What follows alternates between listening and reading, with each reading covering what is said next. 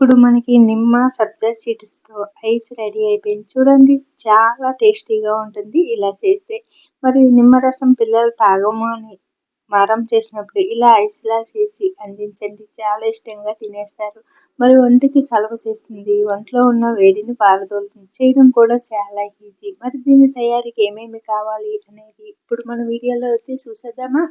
ముందుగా ఒక గిన్నె తీసుకుని దాంట్లోకి ఒక టేబుల్ స్పూను సబ్జా సీడ్స్‌ని వేసి తగినంత అంటే సగం వరకు వాటర్ వేసుకుని నానబెట్టుకుని ఒక పావు గంట కానీ ఒక 10 నిమిషాలు కానీ పక్కన పెట్టేసుకుందాము. ఇక్కడ చూపిస్తున్న విధంగా ఇలాగా వాటర్ వేసుకునే సగానికి ఒక స్పూన్ తీసుకుని ఈ సీడ్స్ ములిగేటంత వరకు ఇలాగా కలుపుకోవాలి. చూడండి ఈ లోపల మనము సీడ్స్ కూడా మనకి నానతాయి కదా, ఇవి పక్కన పెట్టేసుకుందాము. వేసిన వెంటనే ఇలాగా వైట్గా అయిపోతాయండి. వాటర్ సరిపోకపోతే మరి కాస్త వేసుకోండి, కంగారు పడవలసిన అవసరం లేదు. మళ్ళీ ఒకసారి కలిపేసి పక్కన పెట్టేసుకోండి.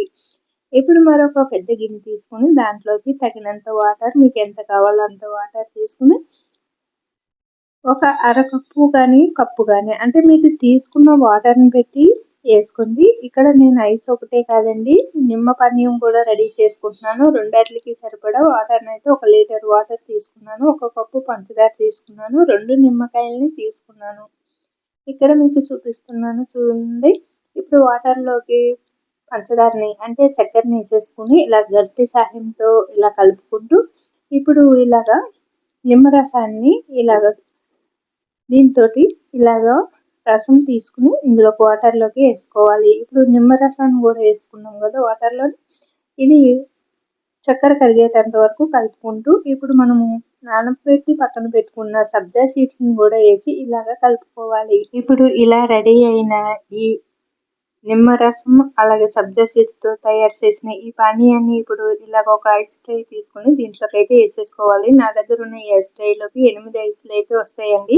ఇందులోకి ఇలా ఫిలప్ చేసుకోవాలి. అంటే నింపేసుకుని పైన మూత పెట్టేసి ఫ్రిడ్జ్‌లో పెట్టేసుకోవాలి. ఇది వచ్చేసి నేను మార్నింగ్ చేస్తున్నానండి. మార్నింగ్ చేసి పెట్టేసుకున్నారనుకోండి మధ్యాహ్నానికి ఐస్ రెడీ అయిపోతుంది. అలాగే నేను ఇక్కడ వచ్చేసి ఐస్‌కి ఒకటే కదండి, నేను ఇంకా కొంచెం ఎక్కువ తయారు చేసుకున్నాను కదండి లీటరు, ఇందులో కొంచెమే పడుతుందండి, పావు లీటర్ అంత పడతాయి 8 ఐసులకి.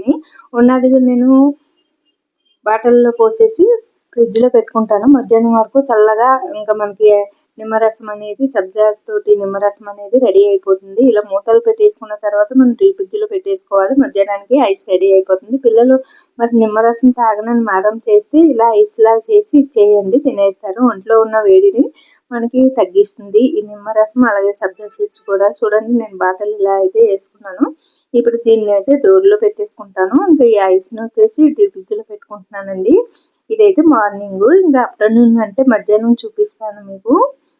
చూడండి ఇప్పుడైతే మధ్యాహ్నం అయిపోయిందండి. మధ్యాహ్నం అయితే ఇలా తీసి చూస్తే ఐస్ అయితే రెడీ అయిపోయింది. చూడండి, మీరు ఒకవేళ మార్నింగ్ టైం లేదనుకుంటే నైట్ కూడా చేసి పెట్టేసుకోండి. మధ్యాహ్నం వరకు మనకి మంచిగా ఐస్ రెడీ అయిపోతుంది. ఇలా రెడీ అయిన ఐస్ని ఇలా తీసి ఇంకా ఇలా వెంటనే రాదండి, దీనిపైన ఈ బాక్స్ని తిరిగేసి వాటర్ చిలకరించారు అనుకోండి వస్తుంది. లేదంటే మన చేతితో ప్రెస్ చేస్తే అప్పుడు దీని నుంచి రిమూవ్ అవుతుంది అనమాట. ఇలా అయినది ఒక ప్లేట్లో వేసి కానీ గిన్నెలో వేసి కానీ పిల్లలకి అందించండి, చాలా ఇష్టంగా తింటారు. అలాగే ఈ సమ్మర్ టైంలో ఇలా చేసి అందించడం వల్ల పిల్లలకి ఒంట్లో ఉన్న వేడి పోయి చల్లదనాన్ని ఇస్తుంది. పిల్లలు పెద్దలు అందరూ ఎంతగానో ఇష్టపడే ఈ నిమ్మరసం సబ్జా సీడ్స్ ఐస్ని మీరు కూడా ఒకసారి ట్రై చేయండి. నచ్చితే లైక్ చేసి షేర్ చేసి మన ఛానల్ని సబ్స్క్రైబ్ చేసుకోండి.